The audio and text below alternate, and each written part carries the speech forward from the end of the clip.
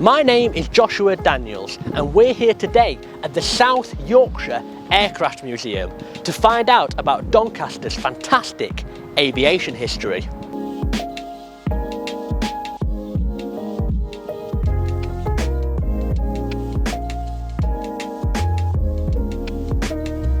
Doncaster has an amazing aviation history and there is no better place to explore that than at the South Yorkshire Aircraft Museum.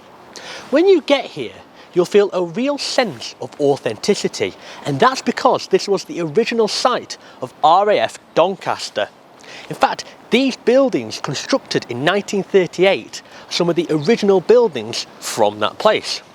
This is a volunteer-run museum who painstakingly refurbished these buildings to house the exhibits that you can visit today. It's been here at Lakeside since 1999 and was originally called Aeroventure. Speaking of the buildings, whilst there's a lot to see inside, making it great to visit in any weather, there's also a lot of very important aircraft outside too. Take for example the de Havilland Dove, a British short-haul flyer. The one here regularly flew into Doncaster Airfield. There's also this. This is the wrecked cockpit of the Hawker Siddeley Nimrod XW666. Its serial number 666 gave rise to its unofficial nickname, the Beast. But what actually happened to it?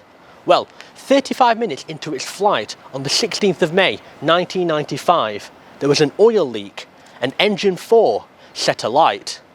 The captain crashed the plane into an inlet of the North Sea, but thankfully all 7 people on board survived the ditching.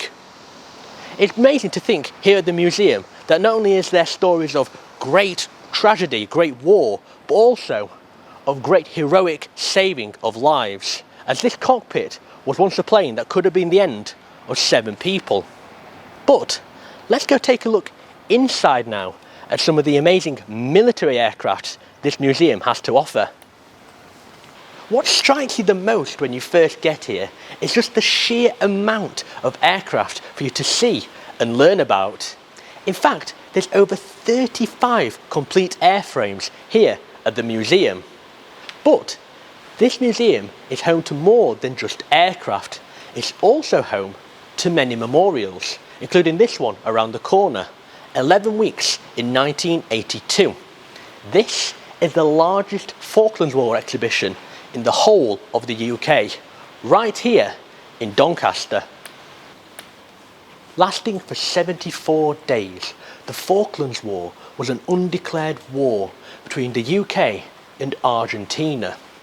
It was fought over who should have authority over the Falklands Islands, South Georgia and the South Sandwich Islands. On April the 2nd, 1982, Argentina occupied the Falklands Islands. On April the 3rd, the South Georgia. In response, the British Prime Minister Margaret Thatcher launched the military operation Corporate, sending over 127 ships and submarines to the South Atlantic. Following fierce fighting at Port Stanley, the Argentinian forces capitulated. The British lost around 24 helicopters. Speaking of helicopters, there's more than just aircraft here at the museum, and there's more than just aeroplanes too. There's also helicopters, such as this one, the Westland Wessex HU-5. Wessexes were first used by the Royal Navy in 1961, before later being used by the RAF. The Westland Wessex HU-5 is a British-built and turbine-powered helicopter, with later models using a pair of Rolls-Royce Gnome engines. They were mostly known for their use as a search and rescue helicopter. During the Falklands War, the HU-5 was used for the transportation and insertion of special forces, including the SAS. Of all the HU-5s used in the war, 5 were destroyed. However, there is more to this museum than just military aircraft. There is also aircraft here from the pioneers of aviation from over 100 years ago. Here in Building 21, you can find out about the pioneers of aviation history and Doncaster's extensive aviation history. In fact, Doncaster actually made aviation history. In 1909, Doncaster was chosen as the home for the UK's first ever air races, lasting from the 15th until the 23rd of October. Doncaster saw 160,000 visitors come here to see aeroplanes take off and do things they'd never seen done before. Not bad for a town which had 30,000 people living there at the time, wouldn't you say? Well, the Doncaster Cup was won by a pilot named Roger Sommer, who flew an aggregate distance of 219 kilometres. However, there was only really one aircraft that stood out at those air races, and it's in here, the Blériot 11 monoplane. Now, this is my favourite aeroplane in the world. Yes, it might look like a bit of a kite with the propeller on it, but this plane actually made aviation history. On the 25th of July 1909, this plane was the first aeroplane to cross the English Channel.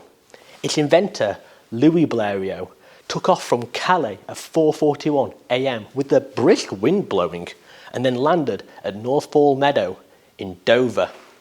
In fact, this plane also made aviation history here in Doncaster at the air races too. Pilot Leon de Lagrange flew this plane at 50 miles an hour, breaking the world record at the time. So not only has Doncaster made aviation history, but the planes here did too. But there's more to the museum than what we've seen today, lots more. You can really make a day out of coming here, as there's so many aircraft for you to come and learn about and explore. South Yorkshire Aircraft Museum is such an important part of Doncaster's heritage, and is a real great place to visit whether you're an aviation enthusiast or not, a history enthusiast or not. You can come here on your own with friends, family, and really explore one of Doncaster's hidden gems.